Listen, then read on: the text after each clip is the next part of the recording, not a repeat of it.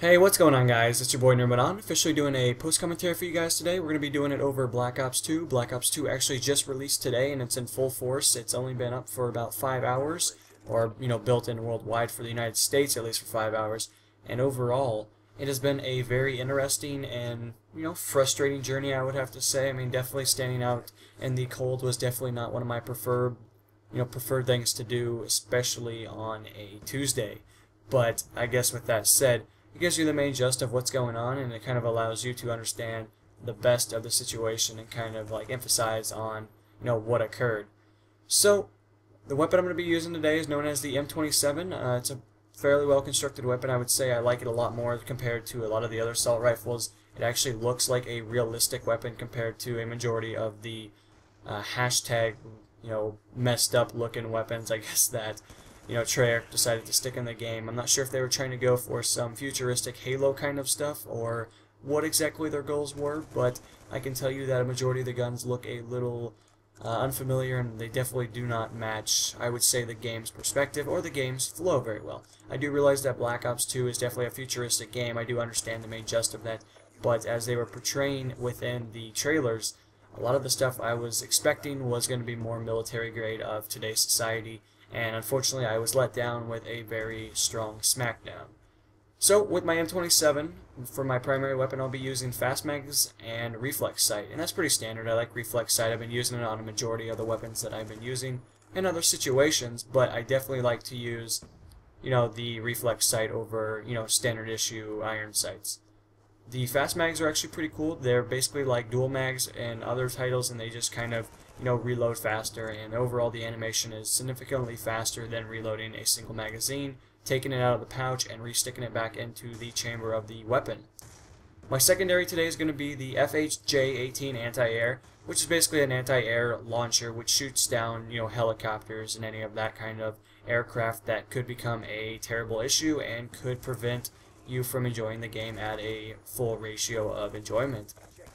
My perks today are going to be known as Flak Jacket, Toughness, and Tactical Mask, and I really didn't care for what I was using in this particular gameplay, but looking back, Flak Jacket was definitely a really good option, especially with the M27 assault rifle. I think it's an assault rifle. I do apologize if that is incorrect, but again, I do really enjoy the weapon. I hope to actually unlock it here soon. I think I unlock it equivalent to sometime in the next couple of hours. But I am currently level 22 right now, which isn't really that impressive, but I can definitely say that my experience has been something that I was not expecting from day one. My lethal grenade, or my grenade of choice, is going to be just the standard issue, hardened grenade. It's not going to be Simtex or any of that kind of nonsense, but I do enjoy that one. I find that it has a humongous blast radius, especially when it bounces off the walls. It has the ability to ricochet into tight spaces and kill multiple enemies. I've actually gotten a quad as of the recording of this commentary, so by then I have already acquired a quad. I'm hoping to get maybe more. We are actually working on a montage for Black Ops 2. Only time will tell if that will become a reality, but as of now it is in full effect, and we are gathering clips and doing what we need to do for the sheer fact of entertainment.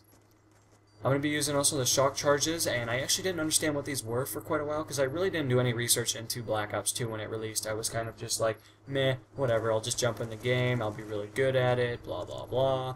Yeah, well, unfortunately, there's information that Black Ops 2 does not provide by the standard issue description of the particular weapon of your choice, or at least the one that's given you within the portrayal sector.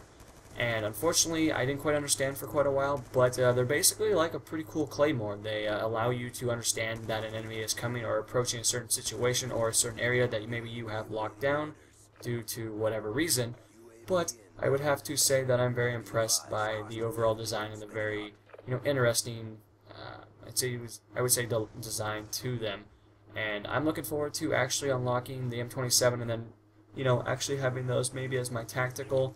Because stuns are great, but they only work for so long, and they only do so much, and sometimes you feel as if that they're not actually working at full effect, and it can become very frustrating. You can get a little bit more hot-headed, tempered, and the situation can arise to something more of a rage level.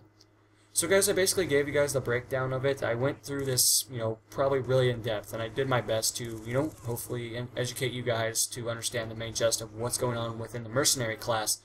But, with that said, do I like Black Ops 2? Or, what's it like? Is the overall feel? Because I do realize a large majority of the community has not picked it up yet. Obviously, when there's only 300,000 people, as of the recording of this commentary, playing it at any given moment, that's pretty pathetic. Black Ops 2, or I'm sorry, the original Black Ops had 3 million players on day one, so I imagine when later today comes, when all the kids get out of school, or they have any time to get off and go, at lunch or anything to do that kind of stuff, I imagine the numbers after the school hours will become greatly impressive, and I imagine millions of players will jump on and soon find if they like the game or if they strongly dislike it. But again, only time will tell if that is something that you're interested in, but I'm here hopefully to give you a slight and brief my opinion over the matter.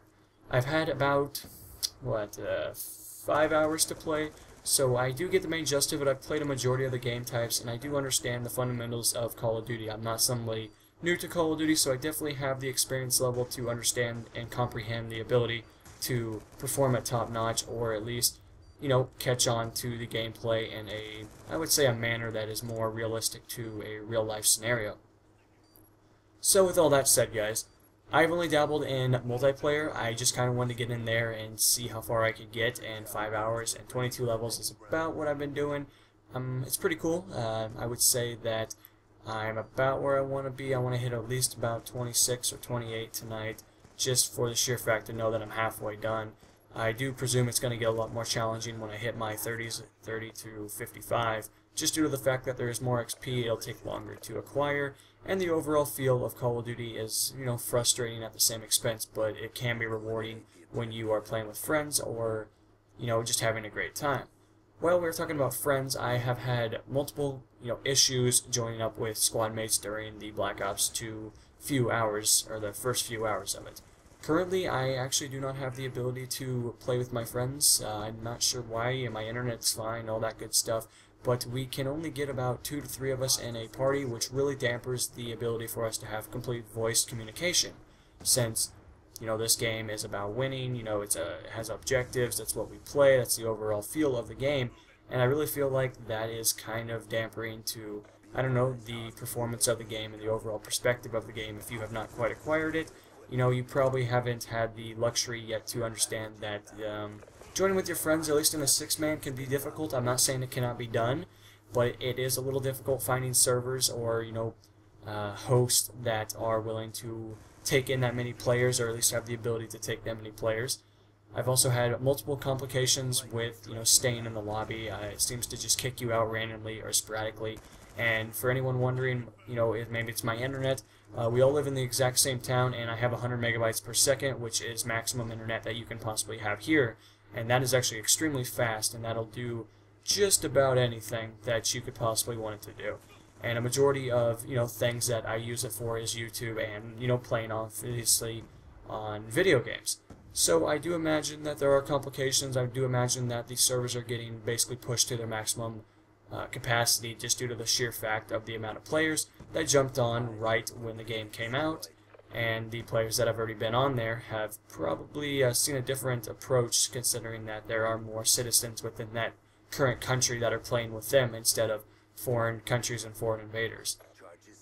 So I guess with a lot of that described, do I like the game?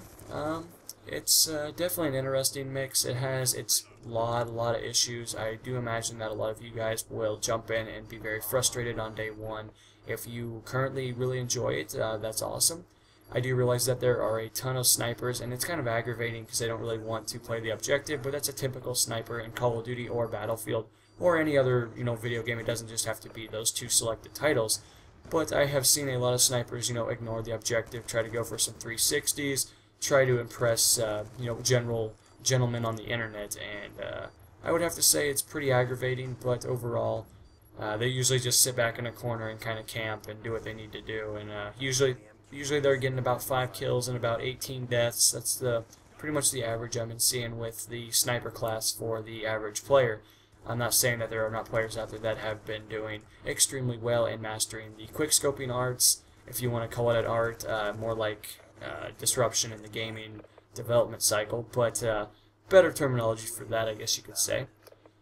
Overall, the game is definitely something that I have not played before. I really wasn't expecting it to be this different compared to Black Ops. You know, I was looking more forward to actually having the ability to go back and play a Black Ops-ish title, and unfortunately that does not be a part of reality, and Black Ops 2 is definitely a Modern Warfare 3 like almost copy, I would say. It feels a lot more like Modern Warfare 3 with the broken features and the extremely difficult road ahead.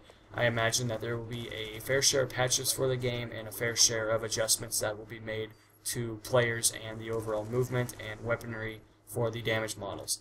As for customization, there is a significant number of things you can do to your weapon. It's very confusing at first. The model and the overall outlook of it is a little bit difficult to figure out what the hell's going on your screen, but once you get the hang of it, it's pretty much lickety-split right from there. It's not as easy as previous titles, but at the same expense, it is definitely something that you will be memorable of when you do accomplish that certain task.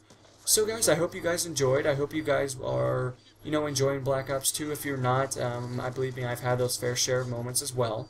But if you guys would like to, let me know in the comments if you have anything interesting to say about Black Ops 2, or if you're a fan or anything like that. I will definitely see you guys in the next installment, and this is Nerd Mode On, signing off. Peace, guys.